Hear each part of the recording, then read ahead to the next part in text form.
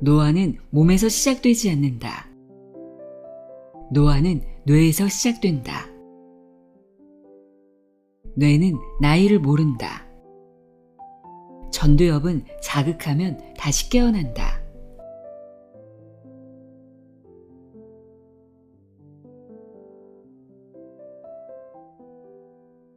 안녕하세요. 나의 소리책갈피 소리내어 읽다입니다. 우리는 보통 노화라고 하면 주름진 얼굴이나 약해진 체력부터 떠올리곤 하죠.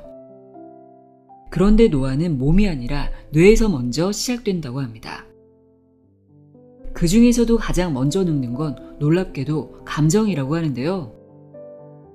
예전엔 쉽게 즐겁던 일들이 왜 그리 시큰둥하게 느껴지는지, 사소한 걱정 하나가 밤새 머릿속을 떠나지 않아 잠을 설치는 날도 많아지고요.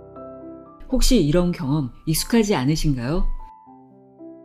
사실 이렇게 감정부터 늙어가는 이유는 우리 뇌 속 전두엽이 먼저 노화되기 때문입니다.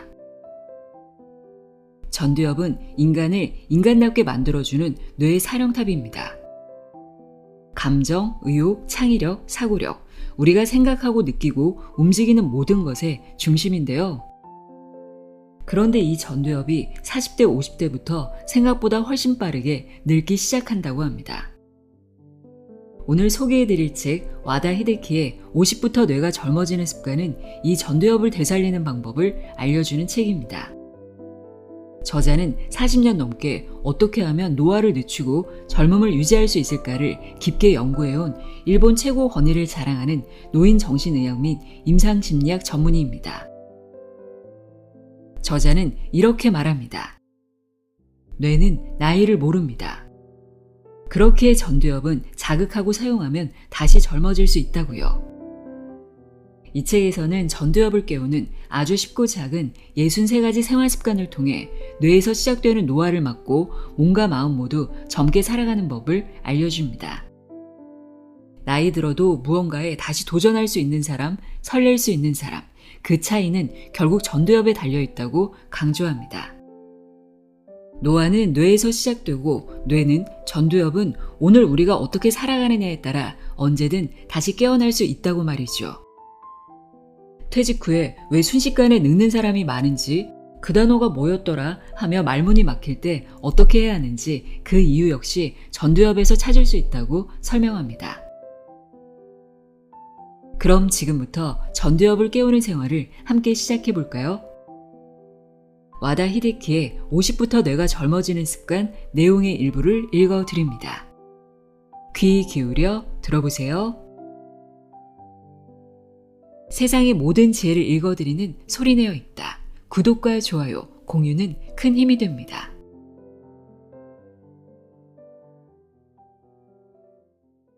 시작하는 글. 나이 들수록 뇌가 젊어지는 사람들의 특징. 사람은 어디부터 나이가 들기 시작할까요? 신체적인 기능과 지적 능력은 우리 생각만큼 빠르게 쇠퇴하진 않습니다. 예를 들어볼까요? 한 연구에서는 일반적으로 고령자로 분류되는 65세 이상의 사람들을 대상으로 조사를 했습니다. 지팡이 등의 보조기구를 사용하지 않아도 보통 속도로 걸을 수 있는 사람들은 얼마나 될까요? 그 비율은 65에서 69세에서는 95%, 70세 이상에서도 90%가 넘습니다. 생각보다 다들 정정하지요? 일본의 한 지자체에서 고령자를 대상으로 지능 검사를 한 결과도 볼까요? 언어성 지능과 동작성 지능 등의 평균을 보면 73세까지는 모두 100을 넘었습니다. 어떠신가요?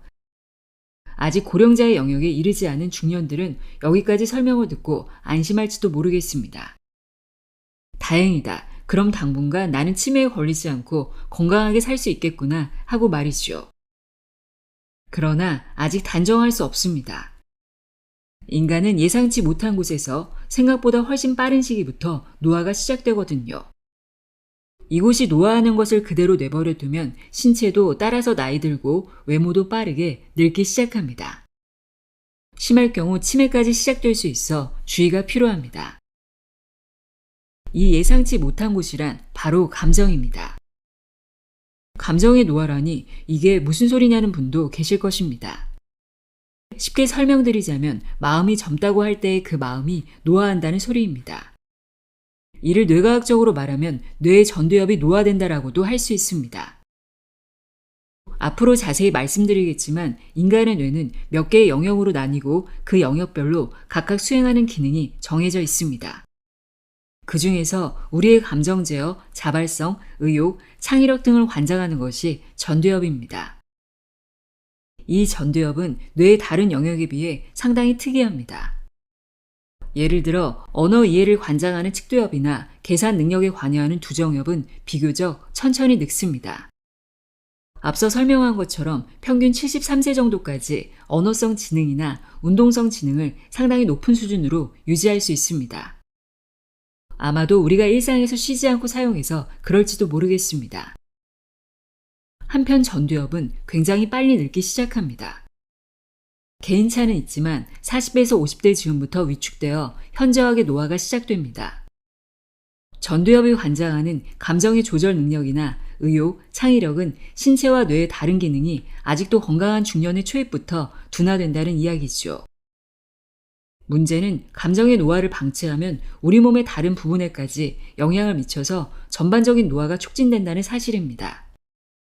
노화는 뇌에서 시작된다. 인간은 감정부터 늙는다. 라고 말하는 것이 바로 이 때문입니다. 인간은 감정의 기능이 가장 먼저 약해지고 이에 따라 몸도 머리도 연쇄적으로 늙어간다고 할 수 있습니다. 언어성 지능과 동작성 기능은 정상적으로 유지한다고 하더라도 이를 제외한 다른 영역에서 노화와 치매가 시작될 수도 있습니다. 그러니 뇌에서부터 온몸으로 확대하는 노화를 늦추려면 전두엽을 단련하는 것이 최선입니다. 전두엽을 젊게 유지하는 가장 효과적인 방법은 전두엽의 기능 자체를 평소에 100% 가동하는 것입니다. 이것은 나이보다 20살, 30살 젊은 몸과 뇌를 자랑하는 슈퍼 에이저들이 실천하는 습관이기도 합니다. 오랫동안 걷지 않으면 다리의 근육과 기능이 빠르게 약해지지요. 자주 걷는 사람일수록 다리가 튼튼해져서 먼 거리도 지치지 않고 갈 수 있습니다. 전두엽도 마찬가지입니다. 일상에서 의식적으로 전두엽의 기능을 고루 자주 사용해야 합니다. 여기서 기억해야 할 중요한 사실은 전두엽을 자극할 때 입력 시스템보다 출력 시스템이 중요하다는 것입니다. 우리 뇌에서 무언가를 기억하는 입력 시스템은 측두엽이나 두정엽의 역할입니다. 그에 비해 전두엽의 기능은 주입된 기억과 지시나 정보를 꺼내는 출력 시스템과 관련됩니다. 이 꺼내는 힘을 의식적으로 단련하면 전두엽 전체의 기능이 활성화됩니다. 이 책에서는 전두엽이 젊어지는 뇌 안티에이징 방법들을 다양한 관점에서 구체적으로 소개하려 합니다. 50부터 주목해야 하는 뇌 안티에이징. 50이 가까울 때 우리 뇌에 일어나는 놀라운 변화. 자, 그럼 중년 이후 우리 뇌에 어떤 일이 일어나는지 한번 알아볼까요? 노화의 불씨가 당겨져서 점점 번져나가는 장면을 들여다봅시다. 1. 전두엽의 위축. 우리 뇌의 전두엽은 인간다운 지성을 관장하는 부분입니다.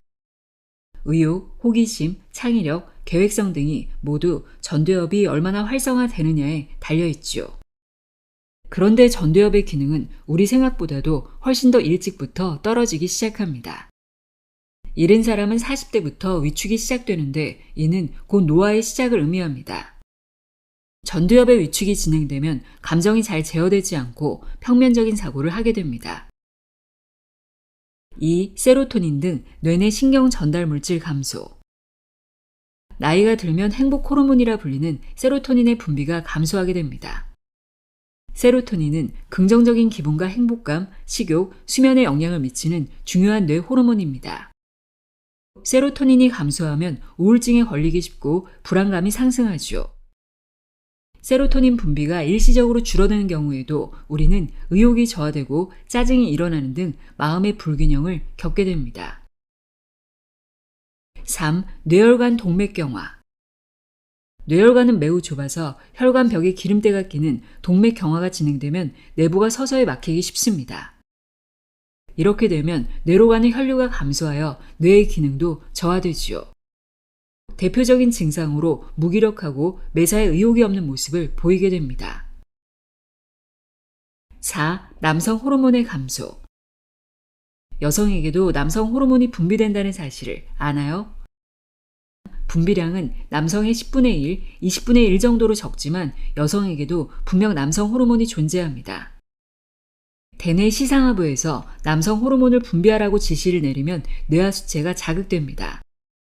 이것이 남성의 경우에는 주로 정소와 부신, 여성의 경우에는 난소와 부신에 작용하여 남성 호르몬이 분비되지요. 문제는 나이가 들면서 정소와 난소, 부신 기능이 떨어진다는 것인데요. 이때부터는 사령탑이 아무리 분발해도 남성 호르몬이 감소하게 됩니다. 남성 호르몬은 우리 몸에서 중요한 역할을 합니다. 뇌에 직접 작용하여 의욕을 고취하고 판단력과 기억력을 향상시키는 기능을 담당합니다. 그래서 남성 호르몬 수치가 낮아지면 집중력과 적극성이 눈에 띄게 떨어지고 판단력과 기억력도 저하됩니다. 우울감도 높아지죠. 갈수록 몸이 천근만근 침대에서 일어나기 힘든 이유. 집에만 있고 싶다. 할 일이 있는데 좀처럼 의욕이 나지 않는다. 두뇌 회전이 둔해진 것 같다. 나이가 들수록 이런 기분이 드는 것을 자연스럽게 여길지도 모릅니다. 하지만 50을 바라보는 시점에 전과 같지 않게 이런 변화가 두드러진다면 우울증을 의심해 볼 필요가 있습니다. 중장년층이 우울증에 쉽게 걸리는 큰 이유는 뇌내 신경 전달물질 중 하나인 세로토닌이 부족하기 때문입니다. 우리 뇌의 신경세포들은 시냅스라는 연결 부위를 통해서 정보를 주고받습니다. 시냅스들은 일정한 간격을 두고 떨어져 있고 한쪽 신경세포의 정보를 신경 전달 물질을 통해서 다른 쪽 신경세포로 전달하지요. 행복과 안정에 영향을 미치는 세로토닌도 이런 신경 전달 물질 중 하나입니다. 만약 서로 떨어져 있는 시냅스들이 세로토닌을 제대로 주고받지 못하면 어떻게 될까요? 이 세로토닌은 원래 방출된 곳으로 흡수됩니다. 혹은 세로토닌 자체가 원래보다 적게 방출된다면요? 세로토닌 수치가 떨어지겠죠. 이런 경우에 우리는 기분이 가라앉고 우울해지는 것입니다. 선택적 세로토닌 재흡수 억제제, 흔히 SSRI라고 불리는 항우울제는 이름 그대로 세로토닌이 원래 방출된 곳으로 다시 흡수되는 것을 억제하는 약입니다. 원래 방출된 세로토닌의 양이 적으면 효과도 약해지겠죠. SSRI 계열 항우울제들은 비교적 부작용이 적다고는 하지만 사람에 따라서는 불면증이나 위장장애 등의 부작용이 나타나기도 합니다. 우울증의 강력한 방아쇠가 되는 세로토닌 부족. 우울증을 예방하려면 무엇보다 세로토닌이 줄어들지 않도록 하는 것이 중요합니다. 이제는 뇌 입력보다 출력이 중요한 나이. 그 단어가 뭐였더라? 말문이 자꾸 막힌다면. 아, 그걸 뭐라고 하더라? 그거 있잖아. 나이 탓일까요? 사람이나 물건의 이름이 도무지 생각나지 않는 순간이 있습니다. 그럴 때 편리하게 사용하는 것이 이거, 그거, 저거와 같은 지시 대명사입니다. 그거 어디 뒀어?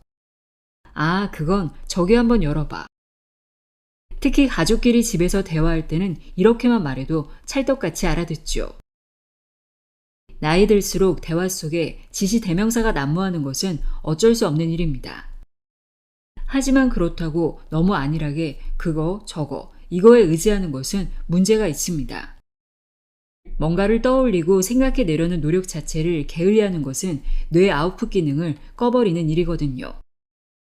우리 뇌의 기능은 사용하지 않으면 녹이 씁니다. 특히 중장년 이후에는요. 그러니 내가 하루 종일 지시 대명사를 얼마나 많이 사용하는지 점검해 보세요.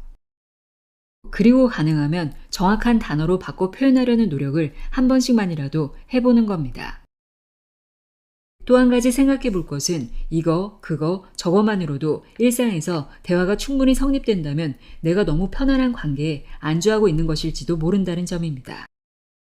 서로 눈빛만 봐도 통하는 허물없는 관계는 물론 소중하지만 이런 관계에서는 전두엽을 사용할 기회가 적습니다. 조금 어색할지 몰라도 낯선 장소, 새로운 모임이나 사람들 속으로 다가설 필요가 있습니다. 그럴 때 노화의 가속 페달을 멈추고 무뎌진 전두엽을 새롭게 자극할 기회를 만날 수 있습니다. 50의 침묵은 금이 아닌 독. 침묵은 금이라는 격언이 있지만 50부터는 너무 적은 말수도 독이 됩니다.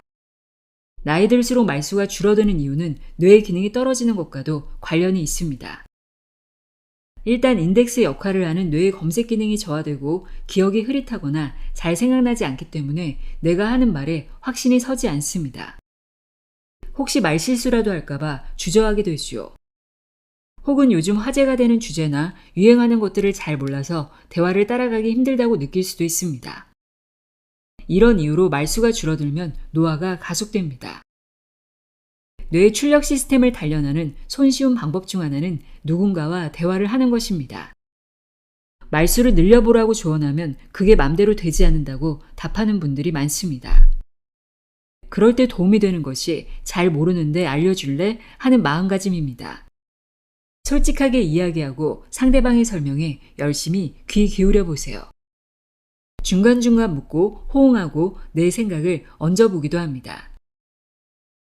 자기 분야에서 나름대로 경험을 쌓고 실력을 낸 사람들일수록 질문하는 것을 겁내지 않습니다. 경영의 신이라 불린 마쓰시다 고노스케는 만년에도 자신이 알지 못하는 것이 있으면 가만히 있지 않았습니다. 아무리 기초적인 질문이라도 손잡벌대는 기술자나 연구자에게 묻고 답을 구했다고 하지요.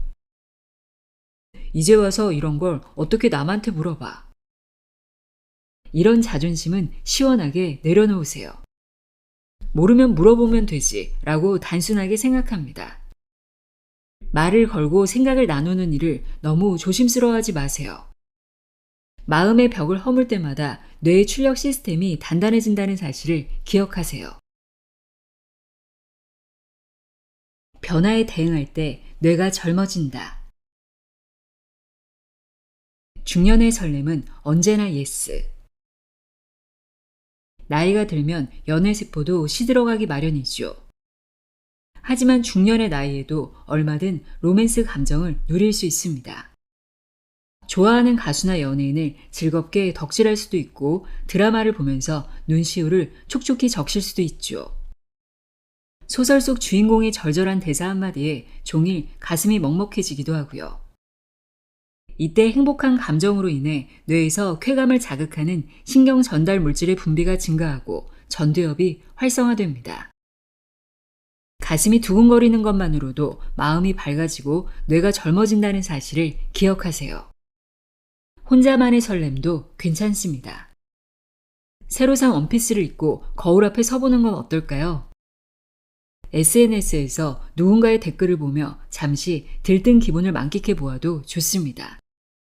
나이가 들수록 인간의 뇌는 설렘이 필요합니다. 이 설렘이 당신을 더 건강하고 매력적인 사람으로 보이도록 도와줄 것입니다. 위기의 순간을 맞았다면 전두엽을 믿어보자. 융통성 없는 사람은 유연한 사람보다 치매에 걸리기 쉽다. 이것은 의학적으로 증명된 사실입니다.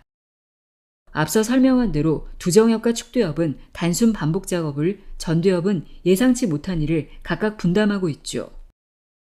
사고방식이 유연하고 임기응변을 잘하는 사람은 전두엽이 단련되어 있어 활발하게 기능합니다. 바꿔 말하면 변화가 많고 다양한 자극이 있는 생활을 할 때 뇌가 나이 먹는 것을 막을 수 있다는 소리이기도 하죠. 그러니 갑자기 들이닥친 문제로 골머리를 앓을 때도 왜 이렇게 되는 일이 없어? 라며 낙심만 할 일은 아닙니다. 지금 나의 전두엽이 활기를 띠고 열심히 일하고 있다고 생각하면 위안이 되지 않을까요? 문제를 회피하거나 묻어두려 하지 말고 적극적으로 대응해서 해결하려는 마음가짐이 중요합니다. 전두엽을 단련할 좋은 기회라고 생각하고 기꺼이 마주하는 겁니다. 삶에 찾아오는 문제나 변화를 피할 수는 없죠. 어떻게 바라보느냐에 따라 우리 뇌는 의욕적으로 최선의 해결책을 찾아낼 것입니다. 불평은 나이 든 뇌에서 새어나온다. 나이가 들면 불평, 불만이 나도 모르게 늘어납니다. 여행을 가서도 사람에 치여서 피곤하다, 볼 거 하나도 없다, 선물을 받아도 비싸기만 한 걸 왜 샀냐 하는 분들이 있습니다. 주변 사람들까지 불편하고 피곤해지죠. 그런데 이렇게 불평이 많아지는 건 역시 전두엽의 노화 현상이라는 사실을 아나요? 전두엽이 노화되면 문제 대응 능력이 떨어집니다. 불편하거나 낯선 상황을 맞으면 바로 대응하지 못하고 그렇다고 그 상황을 있는 그대로 수용하지도 못합니다. 이런 딜레마가 불평이라는 형태로 나타나는 것이죠. 하지만 아무리 불평을 늘어놓아봤자 상황은 달라지지 않습니다. 입으로 불평을 뱉기 전에 이 상황을 조금 다르게 바라볼 순 없을까 하고 생각을 전환해 보세요. 눈에 잘 띄지 않던 긍정적이고 즐거운 요소들이 분명 있을 것입니다. 여행지에 사람들이 너무 많다면 이렇게까지 붐빈다는 건 너도 나도 오고 싶을 만큼 좋은 곳이라는 뜻인데 나도 그 중에 한 사람이라는 거잖아 라고 생각하면 어떨까요?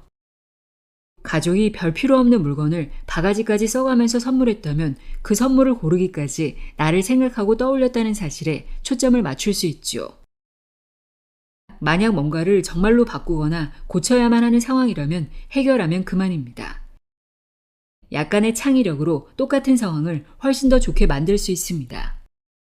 그것이 뇌도 살리고 나의 관계도 살리는 길이랍니다. 퇴직 후 순식간에 늙는 이유. 퇴직하고 나서 겨우 6개월 만에 몇 년이나 늙어버렸다는 누군가의 이야기를 종종 듣습니다. 단지 기분 탓일까요? 사실 많은 사람이 퇴직 후 급속히 노화되는 경험을 합니다. 그 이유는 뭘까요? 직장에 다니며 일하던 시절에는 하루하루 비슷한 일상일지라도 긴장감을 유지할 수 있습니다. 회사라는 조직에 속해 있다는 것만으로도 자연스럽게 여러 세대와 소통하고 협업하며 젊은 감각을 간접적으로나마 유지할 수 있는 환경에 놓이죠. 동료, 후배, 거래처 사람들과 어울리는 회식 자리나 업무 연장이라는 이름의 골프나 술자리조차도 사회적 자극을 주는 중요한 계기입니다. 그 안에서 우리는 새로운 정보와 관점을 받아들이고 정서적으로 교류하며 정신적인 활력을 얻습니다. 그런데 퇴직을 하고 나면 하루아침에 이 모든 것과 단절됩니다. 나를 기다리는 회의도 연락을 주고받을 동료도 목적을 가지고 움직일 이유도 더 이상 없습니다. 그 순간부터 우리의 마음과 뇌는 빠르게 움츠러들고 자극 없는 일상 속에서 노화의 속도는 더욱 빨라집니다. 퇴직 후부터는 몸과 마음에 적당한 긴장을 유지하려면 스스로 그런 환경을 직접 구하고 나서야 합니다.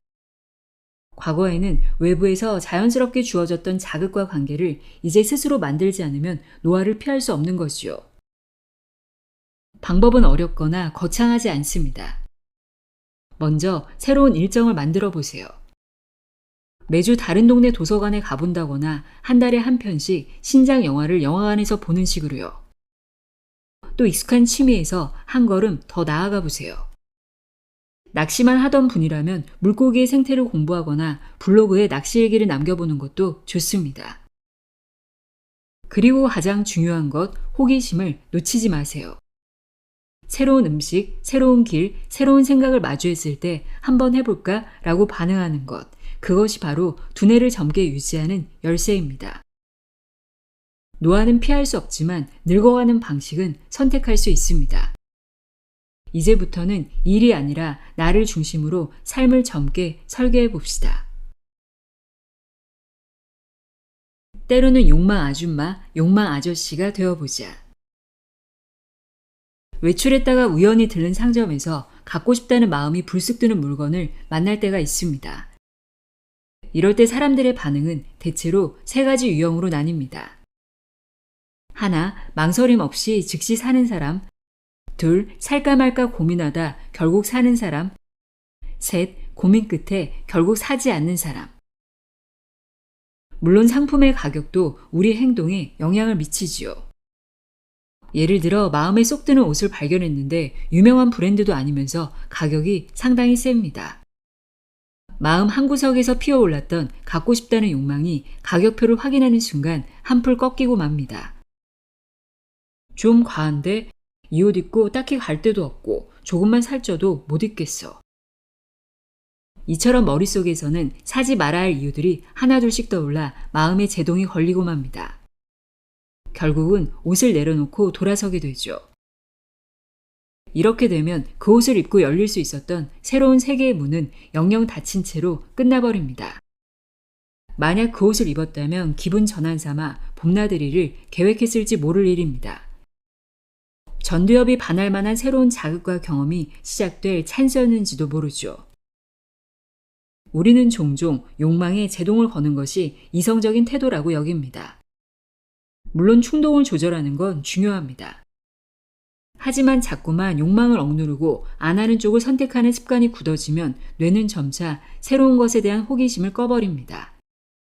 그리고 그 자리를 무기력과 욕구 불만이 채우게 되죠. 이것이 바로 뇌 노화의 가속 페달을 밟는 순간입니다.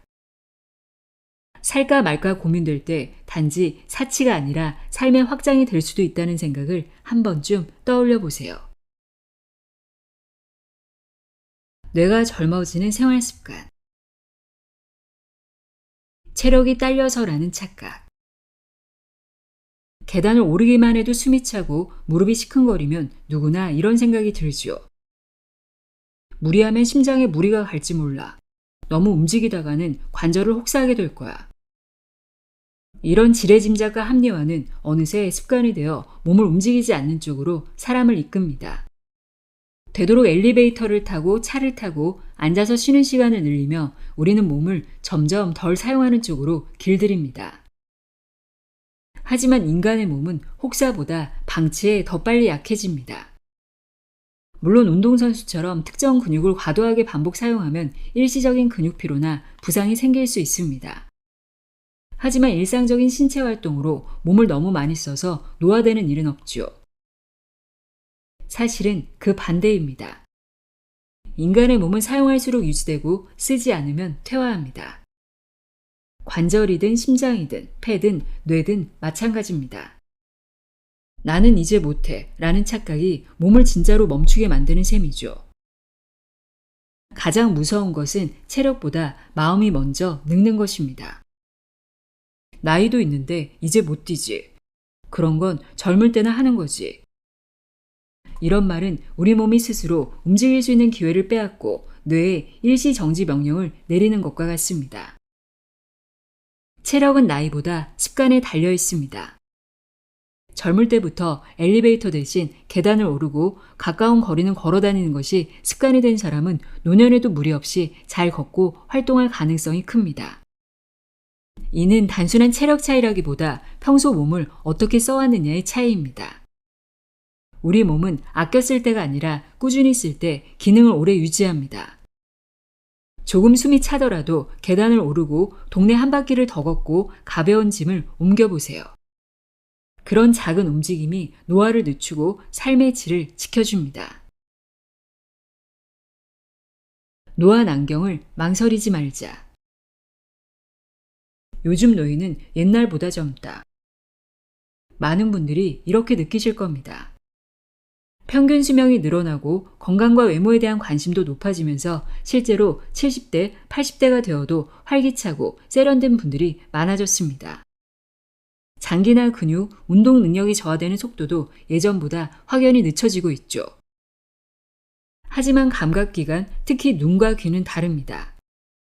나이에 따라 가장 정직하게 변화가 나타나는 곳이기 때문입니다. 그 중에서도 눈의 노화, 즉 노화는 생각보다 빠르게 찾아옵니다. 컴퓨터, 스마트폰, 텔레비전 등 시각에 의존하는 매체가 급증한 환경 탓에 40대 초반에 노안 증상이 시작되는 것도 드문 일이 아닙니다. 문제는 시력에 자신이 있었던 분일수록 돋보기 안경이나 다초점 안경 같은 노안 안경을 쓰는데 저항감을 느낀다는 점입니다. 내가 벌써? 라는 생각에 시력 저하 자체보다도 노화의 현실을 인정하는 것이 두렵고 꺼려지는 것이죠. 하지만 생각해 보세요. 메뉴판을 읽을 때마다 글자가 잘 안 보여 눈살을 찌푸리거나 팔을 쭉 뻗어 스마트폰을 멀찍이 들고 있는 모습이야말로 더 노인처럼 보이지 않을까요? 시력이 불편해지면 독서나 글 읽는 시간 자체가 줄어들게 되고 이것은 곧 뇌활동 감소와도 연결됩니다. 결국 단순한 시력 문제가 기억력 저하, 인지기능 감퇴와 같은 2차적인 노화로 이어질 수 있다는 것이죠. 눈이 예전 같지 않다고 느껴진다면 너무 오래 미루지 말고 전문가와 상의해 노안용 안경을 맞추는 것이 좋습니다. 변화는 자연스러운 것이고 이를 잘 관리하는 것이야말로 진짜 젊음의 비결입니다.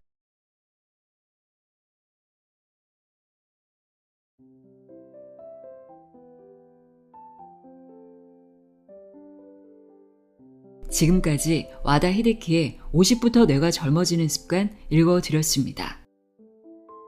뇌는 나이를 모른다고 하죠. 오늘의 작은 습관 하나가 당신의 전두엽을, 당신의 삶을 다시 젊게 깨워줄지도 모릅니다.